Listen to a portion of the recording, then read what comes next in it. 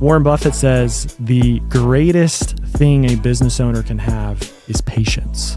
What if it took 10 years, 20 years, 30 years, 40 years? He didn't become a billionaire till he was 56. Right. And I'm not saying, hey, work 80 hours a week and forfeit your family and all of that stuff, but it's going to be very, very hard work. Wherever you guys are watching this show, I would truly appreciate it if you follow or subscribe. It helps a lot with the algorithm. It helps us get bigger and better guests, and it helps us grow the team. Truly means a lot. Thank you guys for supporting, and here's the episode. All right, guys, from Florida, we got Luke Infinger here today. We're going to talk marketing and business and health. For sure. Let's do it. Those are like my 3 favorite topics, so I think we'll gel well on this, man. So you run some marketing agencies? Yeah, a couple. I have several businesses. The first one that I started about 10 years ago started as a marketing company, but then we figured out marketing can really expose a lot of problems. You know, if you look at a colander and marketing is the water, you know, every business has leaks, opportunities. So we started that way, but then we started to realize what businesses actually need, and we niche down into dental. So primarily orthodontic practices is who we work with. So we developed more of a holistic growth framework that includes curriculum, coaching, marketing, and a software solution. So it's really everything a practice needs on the business side to succeed. And it's not just marketing. If you just do marketing, there's so many other things. And I talk to owners all the time who are like, man, like we're doing marketing, but it's just bad leads. Right. Or, you know, we don't know where these people go, or, you know, it's some problem that really isn't a problem. You just have to know how to solve it and plug the hole. All right. So you're more full service, you're saying? Yeah. Full service, a full solution. It's like marketing and practice management. Then I have an auto part company that we manufacture small parts like engine management sensors. We're aftermarket, so ABS sensors, brake wear sensors. We're getting into coils. Our headquarters is in Pensacola, Florida, and both of those companies are in the same building. So Hip Creative and Holstein. But with Hip, most of our employees are across the country. So we have employees in 30 states. Then I have a company that's focused in the jewelry space. So it's very similar to Hip, working with orthodontics, but it's for independent jewelers. And there's a lot of differences because the reality is most jewelry sales are not going to happen online. The average piece of jewelry sold online is about $20. If you look at brands like Rolex, they require items being sold in a store, in a brick and mortar location. So it's really about driving traffic, and then jewelry stores are terrible at keeping up with leads. You know, if you walk in a store and you're just kind of looking around, they're probably not going to get your info. They're probably not going to follow up with you. So our software solution does that. And we also do a lot of out-of-home advertising too. So traditional stuff like billboards, mailers, planning, all of that. Wow, that works? Yeah, it works really well within that space, within that category, because it's still a very traditional category. And it's a blue ocean. Jewelry. Yeah, it's total. A lot of our competitors are trying to just help people become the next big e-com brand. And all data points to that won't happen. 83% of engagement rings are bought in a store. And you're married, so I actually bought mine online, but I'm so different. Yeah, you're totally, and you're that percentage, that 15% that, you know, 10% that may do that. Most people have a lot of fear around spending $5 or $10K on the internet. Right. So, you know, the brick and mortar stores in terms of jewelry, especially with the brands controlling the in-store experience, it's going to continue to thrive. Interesting. No, you're right, though. When I went to Rolex, it took 7 months to text me, and then they offered like shit model, honestly. So their follow-up sucked. Yeah, totally. Yeah. And that's Rolex. That's like creme de la creme. So, but the way I approach businesses is, one, figuring out what's a good niche. And then 2, looking at the leaks and opportunities. There's a billion marketers out there.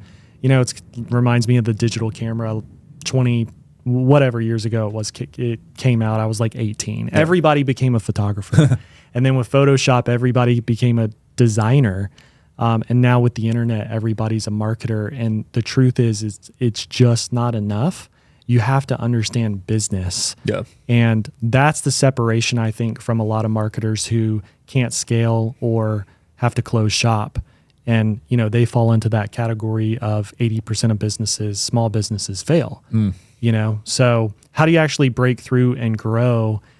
You have to do more than just marketing, I think, in the age that we're in. I could see that. There's a lot of churn with marketing agencies. A lot of churn. Like super high. Yeah. And I mean, they really become a sales organization. How fast can you sell them and get them in? Right. Versus, keeping your customers. And if you can't keep your customers, you really don't have a business. No, it's not sustainable. Right. Yeah, it's going to fizzle out.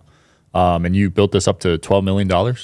So HIP is, we did about 12 and a half last year. We're on pace to grow about 30% this year. Wow. The auto part company is a little bit over 10. Damn. And then the jewelry agency is new. So we're on pace to do about 1.2 this year. So 2 8-figure businesses and a 7-1. Yeah. That is incredible, man. Yeah. Appreciate it. The fact that you did that means you're great at delegating, hiring, and outsourcing. Yeah. It's been a process. I have not created this overnight. At the same time, I'm young, but I've been doing this for a little bit. Yeah, and that's the separating factor I see from 8-figure and 7-figure, being able to outsource, find the right people, right? Yeah. So, I mean, if we talk about talent, we were stuck around the $2 million mark within HIP for a very long time, and it came down to people, resources.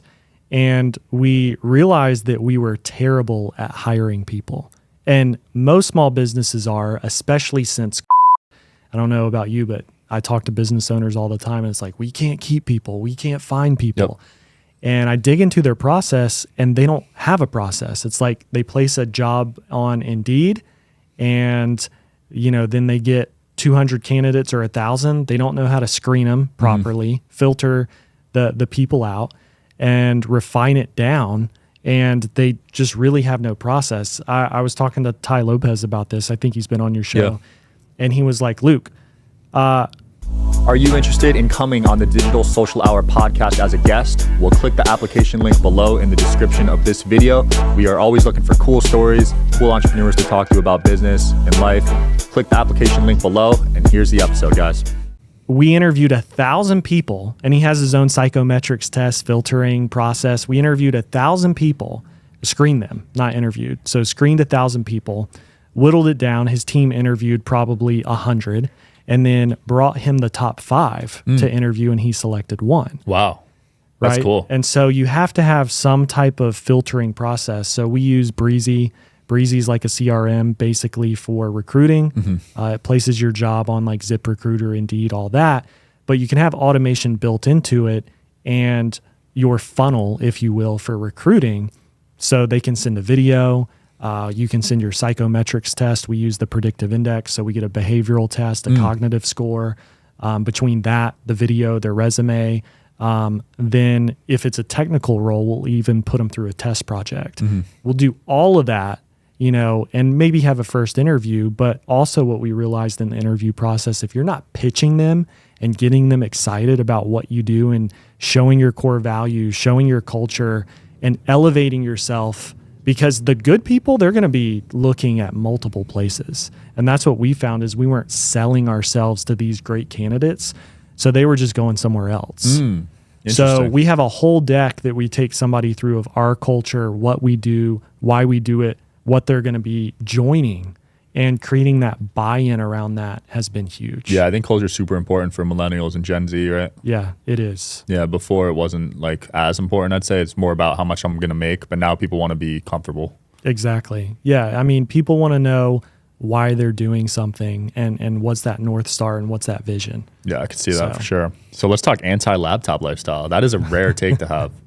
Yeah, I mean, look, I like to study people who have boring businesses, or a lot of people who aren't famous.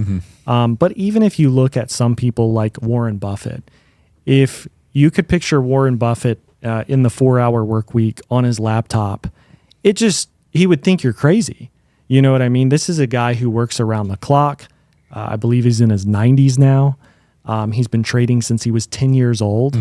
It's the complete opposite. And, again, I don't want to bring up Ty Lopez too much, but he brought this up to me and was like, hey, the reason why Tim Ferriss named it the 4-hour work week is a marketing angle, an advertising angle. It's smart for sales. And I do believe Tim Ferriss offers a ton of value. But I think what happens is young business owners buy into this stuff way too soon. If you're 8-figure, 9-figure, you could have the choice to run the type of business where, I could work 4 hours a week. Yeah. There's a book, How to Buy Back Your Time. A lot of great stuff in the book, but it talks about optimizing things so much that you don't have to work. And it brings up examples like, well, Oprah only works 4 hours a week. Now she's a billionaire. What'd she do to get to that point? Warren Buffett says the greatest thing a business owner can have is patience. What if it took 10 years, 20 years, 30 years, 40 years? He didn't become a billionaire till he was 56. Right. The dude's grinding nonstop. And I'm not saying, hey, work 80 hours a week and forfeit your family and all of that stuff, but it's going to be very, very hard work.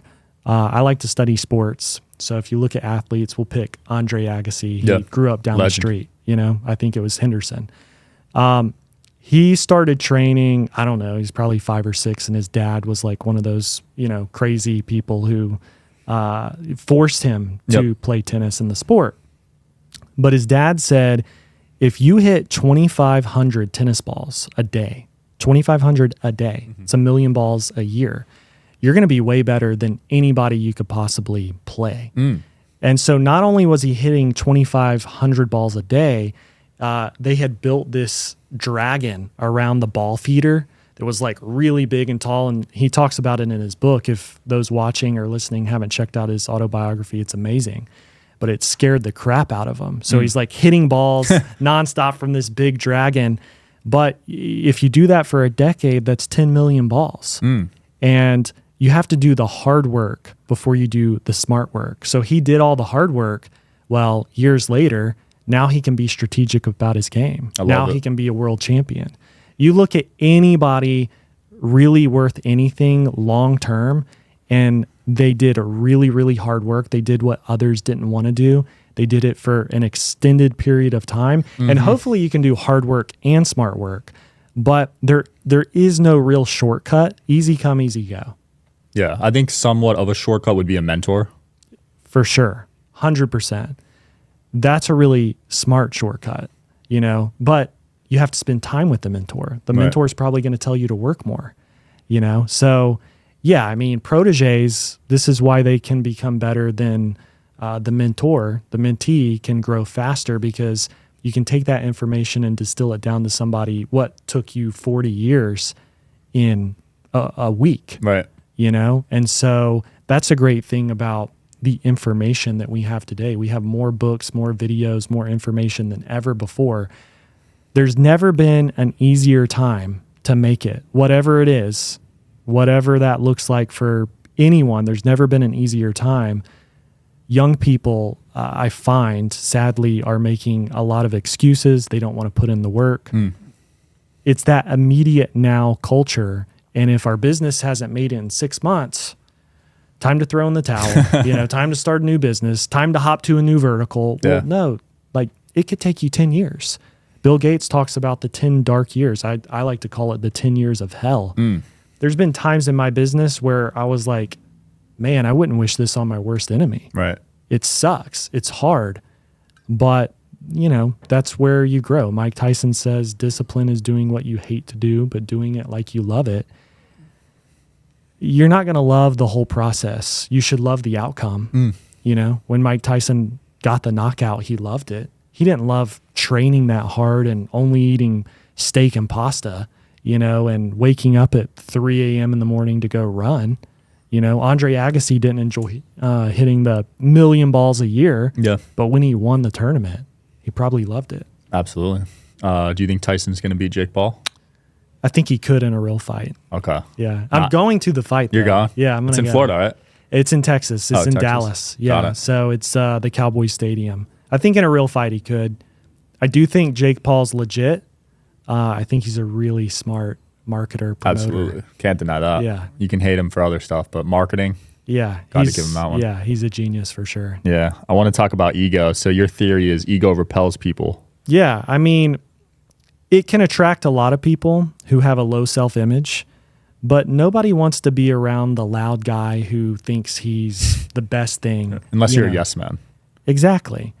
But again, going back to young people and with marketing and the internet, I fear that the cool people are these egomaniacs that are narcissists. If you look at our founding fathers, for example, they were very powerful men who had extreme humility. They wanted to serve people. And this is why I love studying dead people, is because you can learn a lot of times better principles, better virtues, values than modern day. So, yeah, I mean, why would you want to look down on people, act like you're better than people, think that you're perfect, when building rapport, actually getting a relationship with someone, it's finding common ground and just having humility. Yeah. It doesn't mean that you can't be confident. It doesn't mean that you can't call stuff out with people once you're in rapport. But it's also doing it in humility and realizing that you're not perfect. You know, with the success I have in business, I could walk around like I'm the Easily. or I could say, well, I'm not Warren Buffett. I'm not Bill Gates. I'm not Truett Cathy. I'm not, I even know people personally who have blown me away in business. I had a mentor who told me, Luke, don't take yourself too seriously. He would say it all the time. And I think it's really key not taking yourself too seriously at any level. Just try to connect with somebody. And if you can't, that's cool. Don't be around everyone and choose your friends wisely. I believe in all of those things. But I also believe in having humility, trying to meet someone where they're at, building rapport, finding common ground, and having some empathy. And a lot of people get empathy and sympathy confused. Empathy is that common ground, but like, hey, do you want to move past this? Right? Let's think in the future. Sympathy is like, I'll just sit here with you and cry all day. Right. So there's a big difference. But you can have humility, and I think humility will give you much more longevity in business. You catch, more flies with honey, or however you say that, more bees with honey, flies with honey. Yeah. Oh, wait. More flies with honey. Flies. You catch more flies with honey than vinegar. And so, yeah, really just, again, don't take yourself too seriously. Don't be an egomaniac. And to do this, because I've actually been somewhat of an egomaniac. Really? I've gone through phases where I did think I was better than a lot of people. You have to put yourself in check. You have to constantly be checking yourself, because it's going to limit you. These guys on the internet that are loudmouths and get on and yell at people and degrade people, they're successful now. I'm curious where they'll be in 10 years. That's true. It's very rare to see an extrovert yelling at people. I can't think of any that has been around for like 5-10 years. Right. Unless that's like your thing and it's a niche category where it's for specific men who need that. And that may work. I guess Dan Pena comes to mind, but that's literally it. Yeah, for he's me. epic though. Yeah. He's a legend. He's a legend. Yeah. He was on last week. Yeah. But I will say he actually does have humility, because once you kind of get past that phase where he's getting your attention and kind of creating some novelty, and it's a lot different.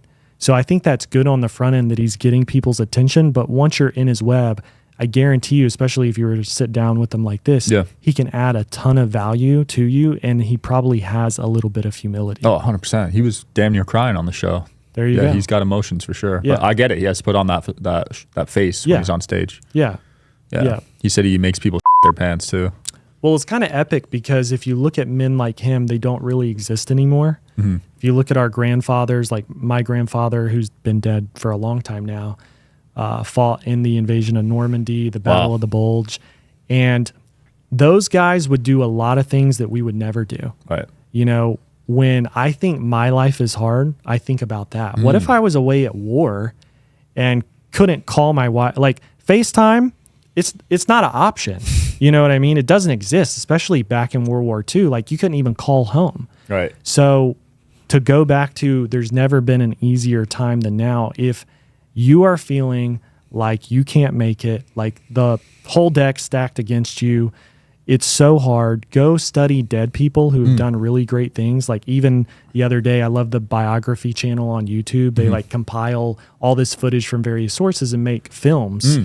And so J.W. Marriott, just to start his first business, he had to drive from Utah to DC like weekly in a Model T. Damn. It would overheat every 20 minutes, so he would have to stop, fill the radiator back up with water, wait, and then drive another 20 minutes. Wow. That's insane. That is nuts. That's a long drive. Right? Yeah, it'd take days. Yeah. So, I mean, those who have come before us had it way harder. And I'm not trying to discount and say people don't have hard lives. Yeah. I'm just saying there is a way, there is a solution. You can do it. Other people have come before you and done way harder stuff. I agree. I think each generation has its troubles. Right now, it seems like ours is mental health, more mental than physical. Yeah, well, because it's marketed that everybody has a disease and you need a medication. Right. You know, so yeah, we're all programmed to think something's wrong with me. Oh my God, I have ADD. You know, or soda or foods or whatever. And then it's like you get in the whole cycle of mainstream where, yeah, take this pill, take this pill. You're depressed. I mean, you could go on, we could do it right now. Within 5 minutes of us chatting some bot on the internet, we'd be given a medication for depression. Are you serious? Yeah, you could do it right now. You don't even need to talk to a doctor anymore? Well, it's all telehealth. Wow. So like I can chat with the doctor right now and he'll be like, oh yeah, you need a Prozac or and he'll whatever. write you a prescription? Yeah. And then Crazy. you're effed, you know, and then you're down the medication journey versus like, oh, well, really, you just need to go take a break and walk around the block and get some fresh air and sunlight. Who would have thought of that? Yeah. Well, it's free. It's not making anybody money. When did that shift happen, you think? In healthcare? Yeah. Well, it becomes a slippery slope and a conspiracy theory really quickly. But a lot of people say it happened when Rockefeller donated a ton to hospitals and basically eradicated the NDs, not MDs, NDs, the natural doctor, and holistic methods. That's when it really started to be born. They redid the education system within colleges and started to create the big hospital systems. So that's really where it started, and it's just progressively gotten worse. I was with Gary Brecka a couple months ago. I think he's been on your show too, and he's like, do you think that board members at pharmaceutical companies sit around and think, hey, how are patient outcomes? Like, how's Sean? You know, we took this medication. Do you think he's doing? No, it's like, how can we scale this? This is working. How can we make more money? Because they're bankers. They're finance people. That's what finance people do is like, hey, we're making a lot of money. How can we scale this? More medications, more programming, more foods, more soda, you know, dare I say the V word, you know, more of that. And people will just keep coming to us. It's sick care. We'll keep you alive, but your life's going to suck. And I found this out for myself. So I went down the whole journey of autoimmune symptoms and I had neuropathy really badly in my feet. What is that? Neuropathy is tingling and numb sensation, typically in your extremities. Got it. So people with diabetes, like their feet will turn black and sometimes they'll have to amputate Oh, them. At the day, it's nerve damage and blood flow. And you had that? Yeah, still deal with it minorly. Wow. I lost a bunch of weight. I got on an autoimmune paleo diet and I started working with biohackers like Anthony DiClemente or Gary Brecka. And I built a whole biohacking lab. So I went to see Gary's like, check this out. I'm like, oh, I already have that. I Check love this out. Well, I already have that too. So like the whole 10X health thing, the superhuman protocol. So I have the light bed. I have the oxygen machine. I have the PEMF mat. But I went and tried this one thing at Gary's. It's called the Hockett. HOCATT. I believe it's out of South Africa. And it's like 9 modalities in one thing. It looks like a spaceship. Your head pops out of it. You have to wear this thing that keeps the ozone from coming out so you don't breathe it in. But you have pure oxygen. It's ozone therapy. It's a sauna. It's infrared. It has like a, what's the word? Basically like a TENS unit. And so it's shocking you and you can feel it. There's a specific name for it. But then it also has high frequency PEMF. And so that also kind of feels like it's shocking you. What it does is, one, you're sweating out toxins. So a lot of people will sweat out like heavy metals or parasites. Really? But it increases blood flow because you're being ozoned, you have oxygen, you're sweating. And so your circulatory system just gets ramped up. And so for somebody with neuropathy, it's really, really good. And Gary's like, man, this is the best machine out there. It's got like all the modalities in one thing. So I bought one. I need to look into that. Yeah, man. That sounds like heaven. Yeah. So we have all that. We've got like the infrared sauna. We've got the Hocket. We've got the cold plunge. We've got a chair that kind of resets your central nervous system. Very interesting stuff. And I don't go crazy with it. I do this stuff a couple times a week. I'm not one of those guys who like, oh, I need a biohacking break again. And they're then back into the 4-hour work week because they're just biohacking. But I will say, if you find things that help you, keep doing them. But if you're able to go walk in the sand, walk on the beach, get first light, exercise, get the body moving, eating good foods, cutting sugar, that's probably your biggest lift. Absolutely. Diet. Yeah. Diet and sleep, I'd say. Yeah. And it all ties back into business. Right. Sleep's huge. Yeah. Do you track your sleep? I don't, because I'm super anti-EMF, so I don't wear the That's Whoop. probably smart. Yeah. But I'm going to get what's that mattress? 8 Sleep? Yeah. Apparently that tracks it, so. And that's great too. So Tim Ferriss, in his book, like the Titans or whatever, it's like this thick. He says the most common thing with all billionaires that he interviewed is they sleep on a chili pad. Wow. That's the most common thing. Those are like $500. That's not even like. And if you Google this, you should be sleeping like body temp should be around like 68, 69 degrees. Mm-hmm. And so that's what's really cool is you can set it. So with your mattress you can set it to get cooler as you're asleep. If you wake up, you'll be freezing. But a lot of times you won't wake up, and then around like 5 or 6 a.m., it can start to heat up a little bit, and then it can wake you up with extreme heat, like 95 degrees. Wow. So yeah, your deep sleep will be way higher, and you'll feel way better rested. But what I realized for business and entrepreneurship, because it is hell, it can be hell. Now, it's also very rewarding, but you have to have energy. You have to have your health. Right. And this is why I love RFK Jr. You should have him on the podcast. Oh, he's coming on actually. Is he? Yeah. Okay. So I went to see him in Birmingham at like this small little setting, got to meet him, talk to him. But he's the only candidate talking about this stuff. And the number one issue that we should be talking about is health. Because if we don't have health, we're all dead. Yeah. Or we're all walking around useless zombies that can't contribute to society. Absolutely. And so that's my passion. My personal mission statement is to help people make the best decisions with their time, money, marketing, and health. And I went through that whole journey. My wife went through that journey. We dealt with infertility. So it's just become a big passion. I'm not a doctor. Don't listen to me. Yeah. But I have been through the journey, and I do understand a little bit of how to have health, how to have energy. That's good. Well, that's such a common issue these days, infertility. Almost every friend I know has dealt with it, to be honest. Yeah. So infertility is a massive problem. HIP focuses in working with orthodontists. Who do we think about when we think about braces as kids? And, it looks pretty scary. There's, I think on average, 1.2 kids per household. In the 60s, there was 3.5. Wow. And a lot of this is health related. When you look at autoimmune, when you look at thyroid issues, hormone issues, PCOS, Hashimoto's, all these things and more are causing infertility. And then on the guy side, low test levels. Dan Pena talks about this with like even the handshake that they monitored and like test levels of how handshakes are so soft, and how they were like 50% stronger, in the 60s. Really? Or what? Yeah. Wow. And there was just a big difference with testosterone. You didn't see these things back then. And why is that? Why is everyone dealing with chronic disease? Why do our kids have diabetes starting when they're like 8 years old? Well, I mean, if you look at that average household, they're giving their kids all these sugary drinks when they're like 2 and 3 years old, even juice. Yep. It's like 40 grams of sugar in a juice container. High C, Hawaiian Punch, all that stuff. Yeah, and it's trash. It's all refined sugar. It's fake. So your body doesn't know how to process it. Your insulin spikes through the roof. You can't lose weight. So you just gain fat. And again, a lot of this is about just creating useless people. I hate to say it, I'm not trying to be mean. I'm not trying to look down on obese people, but I want people to feel good. Yeah.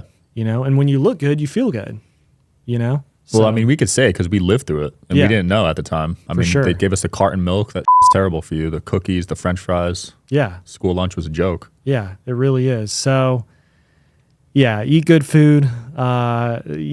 Maybe own a house outside of the U.S. Backup plan. And that's what's interesting is, again, another marketing message is, me and Caleb were just talking about this, is, America's the greatest country ever. And it's a great country. Okay, Don't get me wrong. I love America. But greatest country now for what? Opportunity? Yeah. Options, flexibility.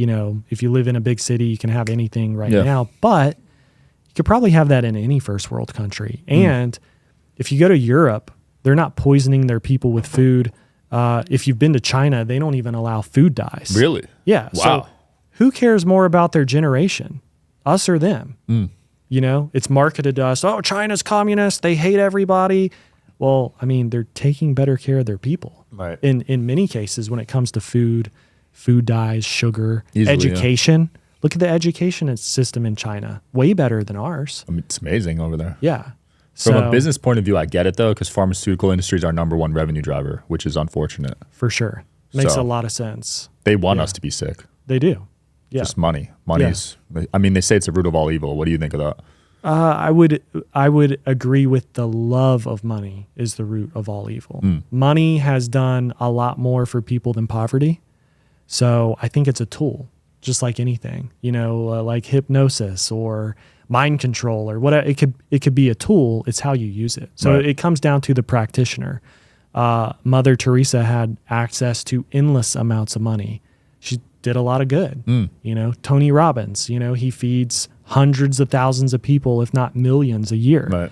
Right. So money can do a lot of good, but when your greed and the love for money becomes about power and status, I do agree with that. Yeah, that's where the big companies kick in. Yeah, I mean, and you quoted the Bible, kind of. If you look in the Bible, it also says man's heart is desperately wicked. Again, if we talk about ego and greed and power, you can start to see that, It also says the devil comes to steal, kill, and destroy. So how does that happen? It's not so obvious. Sometimes it's like soda or foods or, bad choices, and it just compounds over time. And so again, I'm constantly putting myself in check, whether it be, opportunities to cheat on your spouse, whether it be opportunities to have a cheat meal. I play these things in my head so I don't do them. I'm prepared. I had a guy tell me one time, and he counseled married couples. He said, it's always the people who say they won't cheat, they can't cheat, that end up cheating.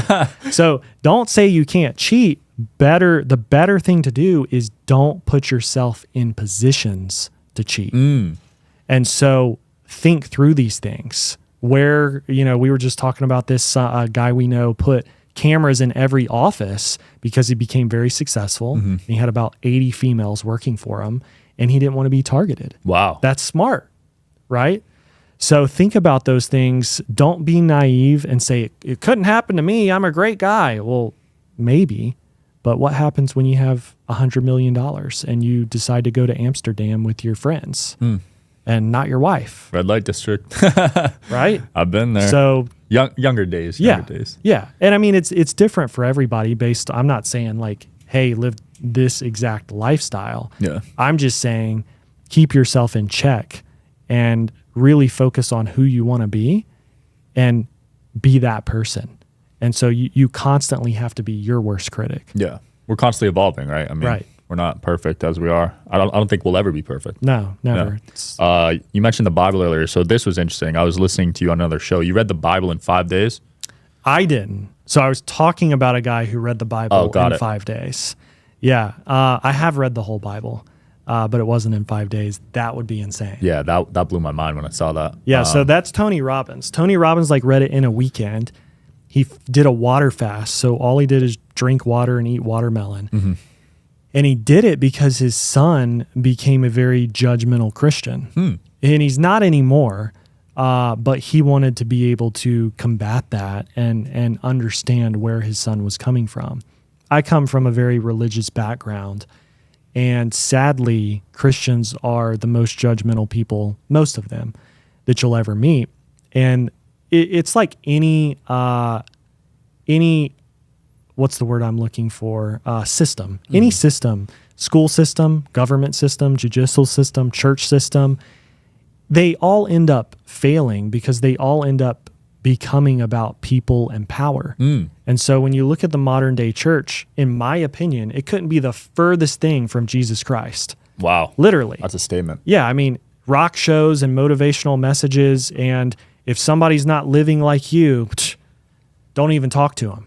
You know what I mean? They're terrible people. Yeah. A lot of Christians I talk to, they say things like, oh yeah, I built this group and it's great because I just love to be around Christians. I talked to a business owner. We only hire people from our church. And I'm thinking, well, wouldn't it be a better idea if you used your business as a mission field and you hired all people that weren't Christians and you could pour into them? Right. You probably have a way bigger impact. Probably. That's what Jesus did. His friends were thieves, tax collectors, harlots. You know, that's who he wanted to hang out with because that's where he could make an impact. That's deep. But no, I agree. I think modern day church is just a scary place to put your kids in these days. Totally. It's a scam. Yeah. You know, you go to these places and it's like, hey, we're doing a giving campaign. We're building a $80 million facility, no pressure, but sign up for the next 5 years. And again, I'm not knocking every church. There's good churches out there. Yeah. It's just when you become a part of the main The system, mega churches. yeah, the mainstream thing. And I mean, I've even helped plant a church. And there's like businesses in a box for churches. Follow this formula, do this marketing, get this many people there on Sunday. You can expect to retain this amount of people. Crazy. And you'll be getting this much in tithe, you know? And it's like, well, maybe that's okay. But what if it was just about helping people, again, meeting people where they're at and helping them do life in a better way? Absolutely. And part of that is finding your purpose. If you don't have your purpose, what are you doing? That's why we have people staying in jobs that were meant for entry level. So whether it be working at McDonald's or Chick-fil-A or the mall or a bank teller, you know, it's great to have those jobs maybe as a stair step, but certainly I don't think that's necessarily why people are created. Right. You know, and you could look at other things like your family and, you know, being a mom or being a dad, but your purpose, your impact, in order to figure out your purpose, you probably have to have a connection with the person who created you. And again, I don't want to get too wee-woo or spiritual. You could say it's a higher power. You could say it's God. For me, I believe, you know, the Christian faith.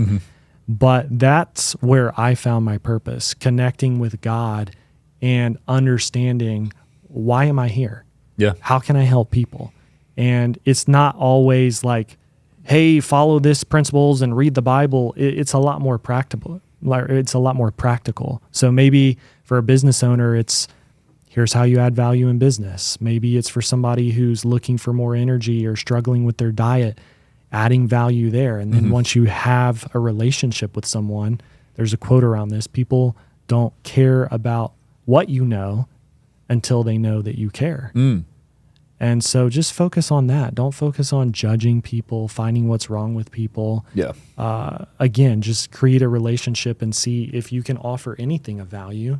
In some cases, maybe you'll be on the receiving end. Yeah. No, I'll 100% agree with that, because I was atheist most of my life, and I didn't find my purpose until last year when I started having on spiritual people on the show, religious people, and that really opened my eyes. Yeah. Yeah. So I definitely agree. You need some sort of belief to find that purpose. Because if you're atheist, I mean, finding purpose is going to be pretty difficult. I think so. And RFK Jr. talks a lot about this. If you go check out Who is God, RFK Jr., to me, he has the best description, because he doesn't get into a denomination or a type of church. It's just his viewpoint of God. And I think it is so accurate. He studies Carl Jung, who built, I believe, the 12-step program. And what's the other actor who recently went through like a whole change? He was like a comedian. He's from Europe. Russell Brand. Oh, Russell Brand, yeah. Okay, so he went through the same thing, and the 12-step program, studied Carl Jung, all of that. And it comes down to basically fake it until you make it. Believe that there is a God. Live like there's a God watching you at all times, and really meditate on that. And there's also a great book about this. It's more modern day, Napoleon Hill. He's dead, but still. Yeah. It's how to outwit the devil. And it's very practical. So typically it's these small decisions, but ultimately connecting with God and living like there's a God watching you, you're probably going to make better decisions. And then over time, RFK talks about how he actually created a real spiritual relationship with God, living that out. And finding his purpose also was, he was a drug addict and all that stuff. Yeah, his story is awesome. I really hope he debates Trump, because I would love to see that. But Trump's not accepting, right? I don't think so. It dropped today that Trump and Biden are going to debate. Oh, they are? Yeah, they are. Trump's going to smoke him. I mean, hopefully. That won't even be close. I posted it on my story, and so like Biden released a video, and he sounds pretty good in the video actually. They cloned him. So I was like, hey, how do we get access to these drugs that he's on? Because he actually did decent. If you go back and watch the debates, like Trump did way better against Hillary than Biden. And so if you think about what these people have access to, we probably don't even know about it. Oh yeah, I mean, there's a reason they live. Yeah. How do you take a guy who can't even put a sentence together to have a 2-hour debate? Yeah. If I give you my answer, it'll get deleted off YouTube. Yeah. We'll talk about it off air. But dude, it's been fun. Yeah, you may have to delete parts of this. Yeah, we might have to. Yeah, feel free to cut some of this stuff. Where can people find out more about your agencies and what you got going on? I would just go to lukeinfinger.com. You could email me at hello@lukeinfinger.com. A lot of these things I talk about, like the hiring process, organizational structure, even meeting cadence, I'll give all that stuff away. So if people want that, they can just email me, hello@lukeinfinger.com. Cool. We'll link it below. Thanks for coming on, man. That was fun. Appreciate it. Yeah. Thanks for watching, guys. See you tomorrow.